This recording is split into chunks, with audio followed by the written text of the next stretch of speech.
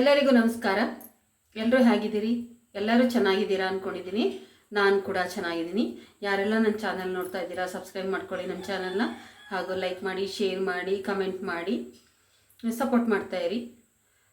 ಇವತ್ತಿನ ವಿಡಿಯೋ ಬಂದು ಒಂದು ಬದನೆಕಾಯಿ ಬಜ್ಜಿ ಮಾಡೋಣ ಅಂತ ಅಂದ್ಕೊಂಡಿದ್ದೀನಿ. ಬಜ್ಜಿ ಅಂತ ಅಂದರೆ ತೇಲ್ಸೋದಲ್ಲ, ಮುದ್ದೆಗೆ, ಅನ್ನಕ್ಕೆ ಎಲ್ಲದಕ್ಕೂ ತುಂಬಾ ಚೆನ್ನಾಗಿರುತ್ತೆ. ಸಾರಿನ ಬದಲಿಗೆ, ಸಾರಿನ ಖಾರದ ಪುಡಿ ಬೇಡ, ಇದಕ್ಕೆ ಏನು ಬೇಡ, ರುಬ್ಬಾಕೋದು ಬೇಡ, ಏನು ಬೇಡ.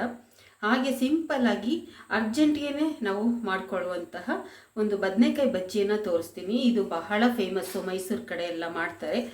ಬದನೆಕಾಯಿ ಕೂಡ ಅದನ್ನೇ ತೊಗೊಂಡಿದ್ದೀನಿ, ನಾನು ಮೈಸೂರು ಬದನೆಕಾಯಿನೇ ತೊಗೊಂಡಿದ್ದೀನಿ. ಬನ್ನಿ ಯಾವ ರೀತಿ ಮಾಡೋದು ಅಂತೇಳಿ ನಿಮಗೆ ನಾನು ತೋರಿಸ್ತೀನಿ.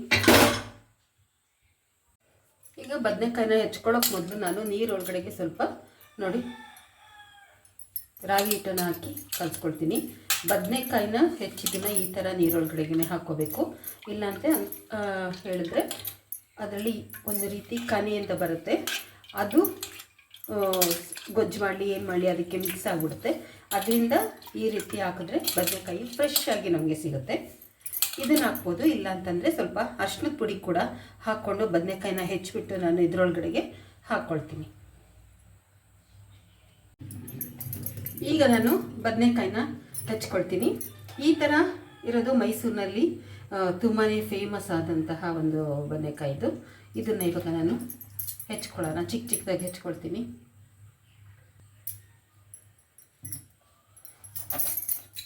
ಮೊದಲು ಹೆಚ್ಕೊಂಡು ನೋಡ್ಕೋಬೇಕು, ಮಧ್ಯಾಹ್ನ ಹುಳ ಬರುತ್ತಾ ಏನು ಅಂತೇಳಿ ಇದನ್ನು ಚೆಕ್ ಮಾಡಿ ಹಾಕ್ಕೊಳ್ಬೇಕು. ನೋಡಿ, ಹೆಚ್ಚಿರೋ ಬದನೆಕಾಯಿನ ನಾನಿವಾಗ ಈ ನೀರೊಳಗಡೆಗೆ ಹಾಕ್ಕೊಳ್ತೀನಿ. ಇದರಲ್ಲಿ ಹಾಕ್ಕೊಂಡೇ ತೊಳ್ಕೊಬೇಕು. ಮೊದಲೊಂದು ಸಲ ತೊಳಿಬೇಕು, ಹೆಚ್ಚಿದ್ಮೇಲೆ ಒಂದು ಸಲ ತೊಳ್ಕೊಬೇಕು.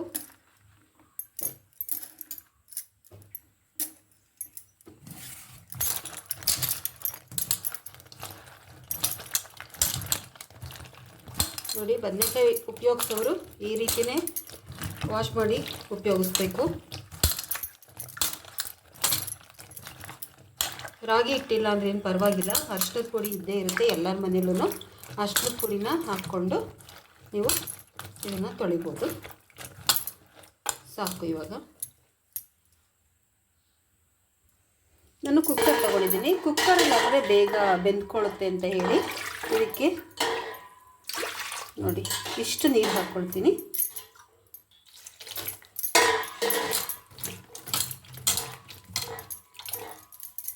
ಇವಾಗ ನಾನು ಕಾಯಿನೆಲ್ಲ ಇದಕ್ಕೆ ಹಾಕ್ಕೊಳ್ತೀನಿ. ಒಂದೆರಡು ಕೂಗಿದ್ರೆ ಸಾಕು.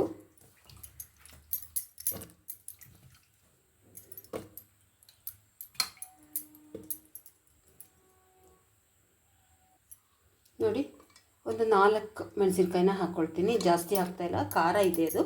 ಖಾರಕ್ಕೆ ಎಷ್ಟು ಬೇಕಷ್ಟು ಮೆಣಸಿನ್ಕಾಯಿನ ಬಳಸ್ಕೋಬೇಕು. ನನಗಿಷ್ಟು ಖಾರ ಸಾಕು. ಇವಾಗ ನೋಡಿ, ಒಂದೇ ಒಂದು ನಾನು ಪುಟ್ಟದೊಂದು ಹಾಕ್ಕೊಳ್ತಾ ಇದ್ದೀನಿ, ಟೊಮೆಟೊ ಹಣ್ಣು. ಅಷ್ಟು ಸಾಕು. ಏನಕ್ಕೆ ಅಂದರೆ ಹುಳಿ ಹಾಕ್ತೀನಿ, ಇದಕ್ಕೆ ಹುಳಿನ ನೆನೆಸಿಟ್ಕೊಂಡಿದ್ದೀನಿ. ನೋಡಿ, ಸ್ವಲ್ಪ ಉಪ್ಪನ್ನು ಇದಕ್ಕೆ ಹಾಕ್ಕೊಂಡಿರ್ತೀನಿ. ಆಮೇಲಿಂದ ಬೇಕಾದರೆ ಇನ್ನೊಂದು ಸ್ವಲ್ಪ ಪುಡಿ ಉಪ್ಪನ್ನು ಹಾಕ್ಕೊಳ್ಳೋಣ.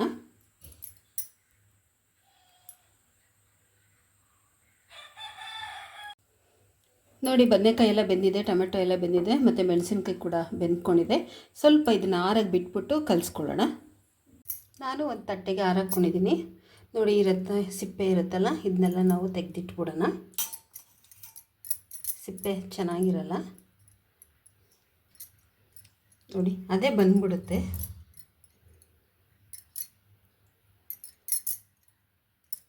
ನೋಡಿ, ಇದು ಸಿಪ್ಪೆ ತೆಗೆದಿರೋದು.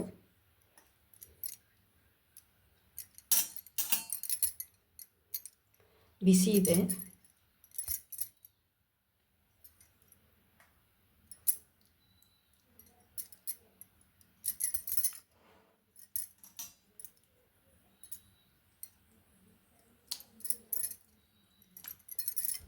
ನಾನು ಮಿಕ್ಸಿನ ಬಳಸಲ್ಲ, ಹಾಗೆ ಮಾಡ್ತೀನಿ. ಇವಾಗ ನೋಡಿ, ಸ್ವಲ್ಪ ಬಿಸಿ ಇರೋದ್ರಿಂದ ನಾನೇನು ಮಾಡ್ತೀನಿ, ಇವಾಗ ಒಂದು ಗ್ಲಾಸ್ನ ತಗೊಂಡು ಇದನ್ನೆಲ್ಲ ಕಲಿಸ್ತೀನಿ. ಯಾಕೆಂದರೆ ಸ್ವಲ್ಪ ಆರೋವರೆಗೂ ಕಾಯೋಕ್ಕಾಗಲ್ಲ. ಹಿಂಗೆ ಮಾಡ್ತಾ ಮಾಡ್ತಾ ಸ್ವಲ್ಪ ಆರಿಕೊಳ್ಳುತ್ತೆ. ಮೆಣಸಿನ್ಕಾಯಿ ಕೂಡ ಚೆನ್ನಾಗಿ ಬೆಂದಿದೆ. ಇವಾಗ ನಾನು ಇಷ್ಟಕ್ಕೆ ಎಷ್ಟು ಬೇಕೋ ಅಷ್ಟು ಮೆಣಸಿನ್ಕಾಯಿನ ನಾನು ಕಲಿಸ್ಕೊಳ್ತೀನಿ. ಇವಾಗ ಇದನ್ನು ಒಂದು ಕಡೆ ತೆಗೆದಿಟ್ಕೊಳ್ತೀನಿ. ನೋಡಿ ಮೃದುವಾಗಿ ಬೆಂದ್ಬಿಟ್ಟಿದೆ, ಚೆನ್ನಾಗಿ ಬೆಂದಿದೆ.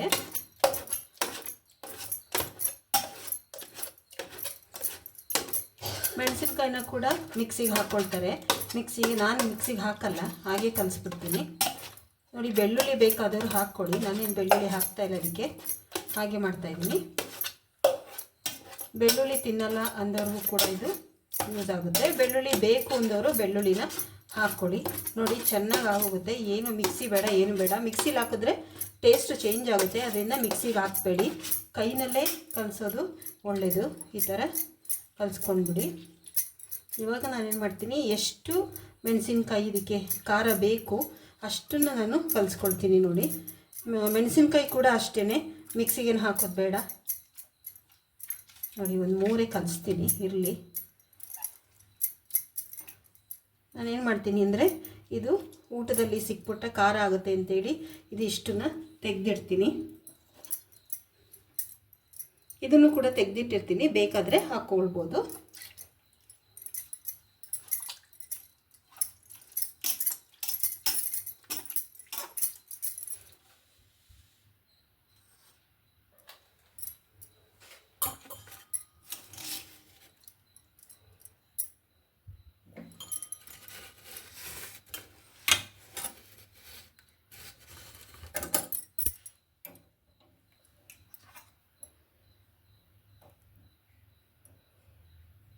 ನೋಡಿ, ಹುಣಸೆಹಣ್ಣು ಕಲಸಿ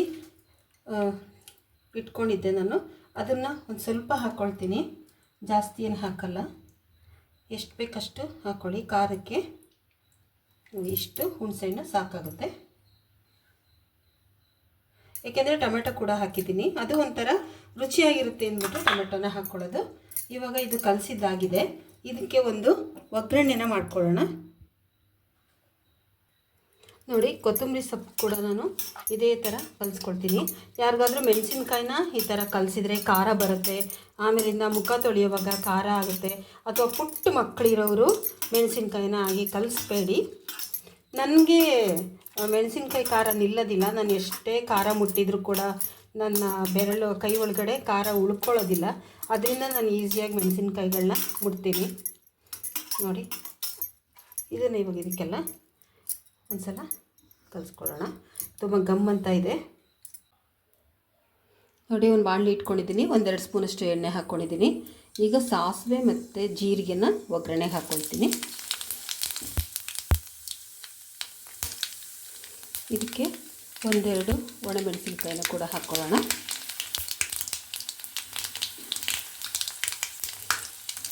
ಕರ್ಬೇವಿನ ಸೊಪ್ಪು ಕೂಡ ಹಾಕ್ಕೊಳ್ಳೋಣ.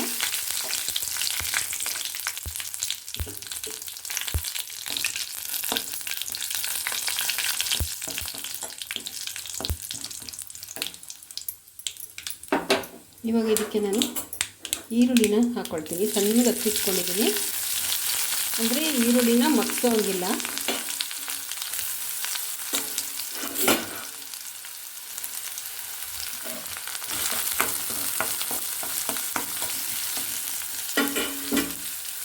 ಇದನ್ನು ಆಫ್ ಮಾಡ್ಕೊಂಡ್ಬಿಡ್ತೀನಿ ನಾನು ಇವಾಗ.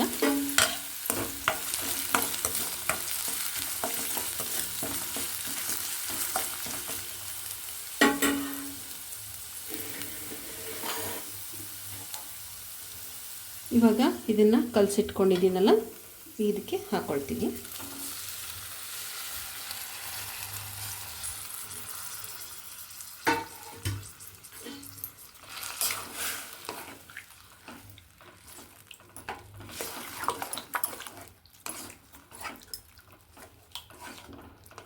ಇದನ್ನು ಮುದ್ದೆಗೆ ಬೇಕಾದರೂ ಹಾಕ್ಕೊಳ್ಬೋದು, ಅನ್ನಕ್ಕೆ ಹಾಕ್ಕೊಳ್ಬೋದು, ಬೇಕಂದರೆ ಚಪಾತಿ ನೆಂಚ್ಕೊಳ್ಬೋದು. ಆದರೆ ಇದು ಮುದ್ದೆಗೆ ತುಂಬಾ ಚೆನ್ನಾಗಿರುತ್ತೆ. ಮುದ್ದೆಗೆ ಅನ್ನಕ್ಕೆ ಸ್ವಲ್ಪ ತುಪ್ಪ ಹಾಕ್ಕೊಂಡು ಊಟ ಮಾಡ್ತಾಯಿದ್ರೆ ಆಹಾ, ತುಂಬ ಟೇಸ್ಟ್ ಅನಿಸುತ್ತೆ.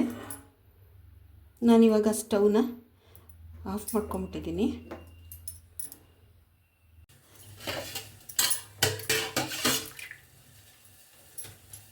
ನೋಡಿ, ಮುದ್ದೆ ಮಾಡೋಣ. ಇವಾಗ ಬದನೆಕಾಯಿ ಬಜ್ಜಿ ಮಾಡಿದ್ದೀನಲ್ಲ, ಅದಕ್ಕೆ ನಾನು ಮುದ್ದೆ ಮಾಡ್ತಾಯಿದ್ದೀನಿ. 1-2 ಗ್ಲಾಸ್ ಆಗೋಷ್ಟು ನೀರಿಟ್ಟಿದ್ದೀನಿ. ನೀರು ಬಿಸಿ ಆಗಲಿ. ನೀರು ಬಿಸಿ ಆಗೋಷ್ಟೊತ್ತಿಗೆ ನಾನು ಹಿಟ್ಟನ್ನು ಸ್ವಲ್ಪ ಕಲಿಸ್ಕೊಳ್ತೀನಿ. ಇಷ್ಟು ನೀರು ಹಾಕ್ಕೊಂಡಿದ್ದೀನಿ.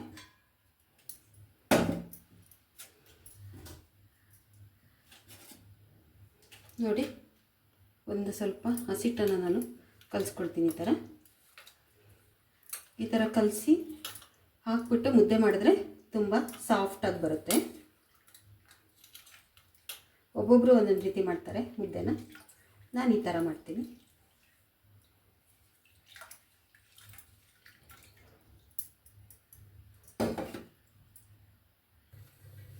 ನೋಡಿ, ಇದು ನಂದು ಮುದ್ದೆ ಕೋಲು. ತುಂಬ ವರ್ಷಗಳಾಗಿದೆ, 15 ವರ್ಷ ಆಗಿರ್ಬೋದು ಅಂತ ಅನಿಸುತ್ತೆ ಇದು. ಆವಾಗ ನಾನು ಹೊಸದಾಗಿ ಮನೆ ಮಾಡಿದಾಗ ಇದನ್ನು ನಮ್ಮ ಪಕ್ಕದ ಮನೆಯವರು ಇದನ್ನು ಮಾಡಿಸಿಕೊಟ್ರು. ನನ್ನ ಹತ್ರ ಕೋಲಿಲ್ಲ ಅಂತ ಹೇಳಿ.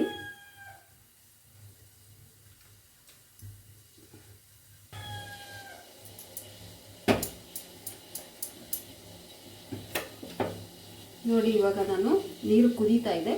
ಅದಕ್ಕೆ ನಾನು ಕಲಸಿಟ್ಕೊಂಡಿದ್ದೆಲ್ಲ ಹಿಟ್ಟು ಅದನ್ನು ಹಾಕ್ತಾಯಿದ್ದೀನಿ. ಕೈ ಬಿಡಬಾರ್ದು, ಈ ಥರ ಮಾಡ್ತಾನೆ ಇರಬೇಕು. ಇಲ್ಲಾಂದರೆ ಅವಾಗ ತಾನೇ ಹಾಕಿರ್ತೀವಲ್ಲ, ಹಸಿಟ್ಟು ಬೆಂದಿರಲ್ವಲ್ಲ, ಅದೇನಾಗುತ್ತೆ ಅಂದರೆ ಗಟ್ಟಿ ಆಗಿಬಿಡುತ್ತೆ, ಗಂಟು ಕೂತ್ಕೊಳ್ಳುತ್ತೆ ಮುದ್ದೆ ಮಾಡಿದಾಗ. ಇದು ಚೆನ್ನಾಗಿ ಬೇಯಬೇಕಿದು. ಮೊನ್ನೆ ನಾನು ರಾಗಿ ಅಂಬ್ಲಿ ಮಾಡಿದ್ನಲ್ಲ, ಅದೇ ಥರನೇ ಬೇಯಬೇಕಿದು. ನಾನು ಎಣ್ಣೆ ಉಪ್ಪು ಏನೂ ಹಾಕಲ್ಲ, ಹಾಗೆ ಮಾಡ್ತೀನಿ. ಸ್ವಲ್ಪ ಕುದಿ ಬರಲಿ ಅದು.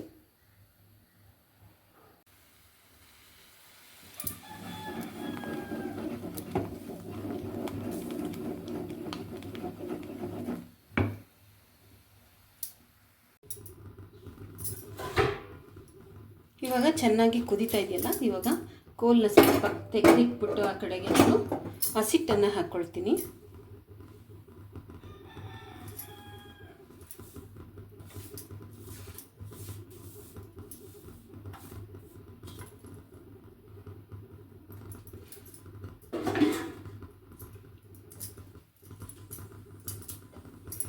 ಮತ್ತು ಈ ಕೋಲನ್ನು ಹೀಗೆ ಇಡ್ತೀನಿ ಅಡ್ಡ, ಇಲ್ಲ ಅಂತಂದರೆ ಉಕ್ಕು ಬರುತ್ತೆ ಅಂತ.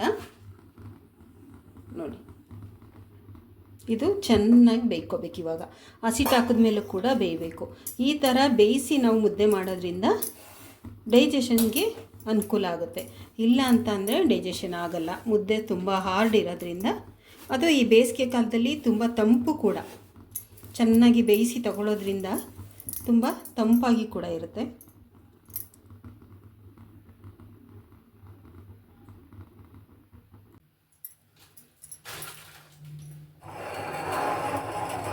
ಇವಾಗ ಮುದ್ದೆನ ತೊಳೆಸ್ಕೊಳ್ಳೋಣ. ಸಿಮ್ಮಲ್ಲೇ ಇರಲಿ. ಸ್ವಲ್ಪ ಉರಿನ ಜಾಸ್ತಿ ಮಾಡ್ಕೊಂಡಿದ್ದೀನಿ. ತುಂಬ ಎತ್ತರ ಮಾಡ್ಕೋಬೇಡಿ, ಇಲ್ಲ ಅಂತಂದರೆ ಮೇಲ್ಗಡೆ ಎಲ್ಲ ಬಂದ್ಬಿಡುತ್ತೆ.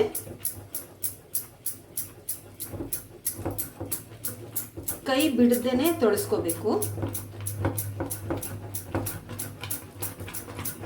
ಹಸಿಟ್ಟು ಹಾಕುವಾಗಲೇ ನಾನು ಕಣ್ಣಳ್ತೆನಲ್ಲಿ ಹಸಿಟ್ಟನ್ನು ಹಾಕೊಂಡ್ಬಿಟ್ಟಿರ್ತೀನಿ.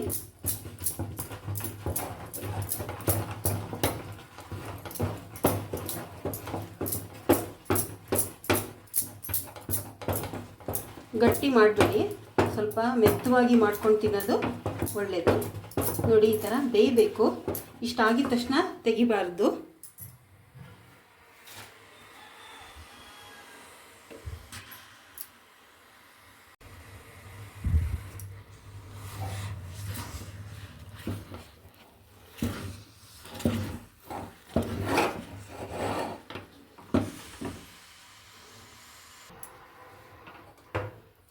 ನೋಡಿ, ಪುಟ್ಟ ಪಾಪಗಳಿಗೂ ಕೂಡ ನೀವು ಇದನ್ನು ತುಪ್ಪ ಹಾಕ್ಬಿಟ್ಟು ತಿನ್ನಿಸ್ಬೋದು. ನೋಡಿ, ಅಷ್ಟು ಬೇಯಿಸ್ತೀನಿ ನಾನು. ಈಗ ನಾನು ಸ್ಟವ್ನ ಆಫ್ ಮಾಡ್ಕೊಳ್ತೀನಿ. ಬೆಂದಿದೆ.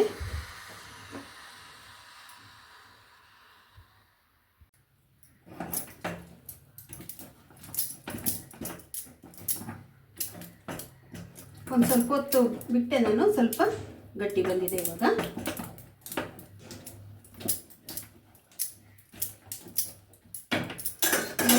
ಮಾಡ್ತೀನಿ ನಾನು ಅಂದರೆ ಇದನ್ನು ತೆಕ್ಕೊಳ್ತೀನಿ.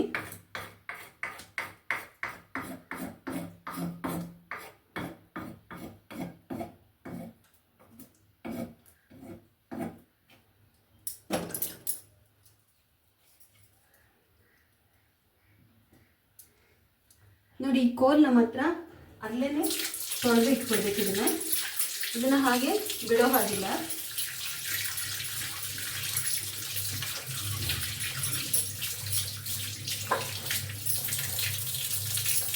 ನೋಡಿ ಈ ಥರ ವಾಶ್ ಮಾಡಿ ಅಲ್ಲೇ ವಾಶ್ ಮಾಡಿ ಎತ್ತಿಟ್ಕೊಂಡ್ಬಿಡ್ಬೇಕು. ಆಮೇಲೆ ಮಾಡ್ತೀನಿ ಅಂತ ಅದನ್ನು ಬಿಡೋ ಹಾಗಿಲ್ಲ.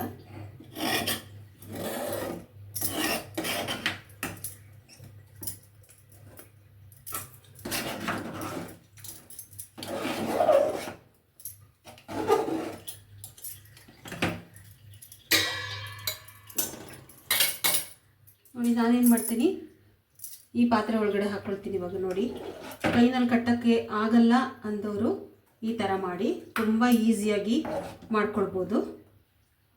ಎಷ್ಟು ಬೇಕಷ್ಟು ಹಾಕ್ಕೊಂಡು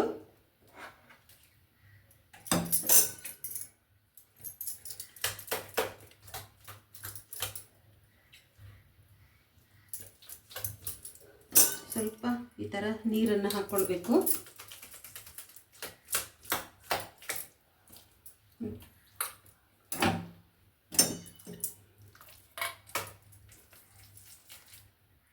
ಎಷ್ಟು ಚೆನ್ನಾಗಾಯ್ತು ಅಂತ ನೋಡಿ.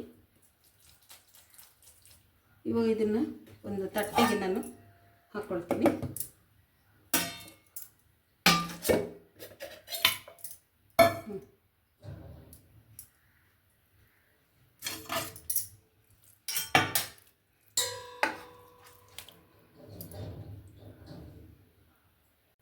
ನೋಡಿ ಮುದ್ದೆನ ಸ್ವಲ್ಪ ಈ ಥರ ಹಳ್ಳ ಮಾಡ್ಕೊಳ್ತೀನಿ ನಾನು. ಇವಾಗ ಇದಕ್ಕೆ ತುಪ್ಪನ ಹಾಕ್ಕೊಳ್ಳೋಣ.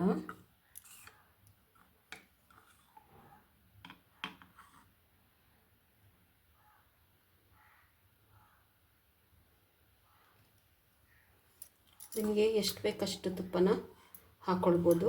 ಅಂದರೆ 1 ಸ್ಪೂನ್ ಸಾಕಾಗುತ್ತೆ ಇಷ್ಟು ಊಟ ಮಾಡೋದಕ್ಕೆ.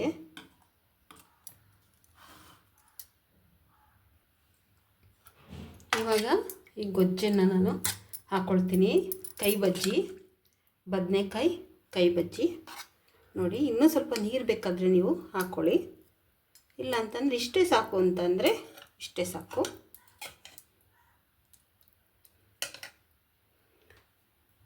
ಇವಾಗ ಇದಕ್ಕೆ ನಾನು ಒಂದು ಉಪ್ಪಿನಕಾಯಿ ಕೂಡ ಇಟ್ಕೊಳ್ತೀನಿ. ನೋಡಿ, ಉಪ್ಪಿನಕಾಯಿ ಕೂಡ ಇಟ್ಕೊಂಡಿದ್ದೀನಿ.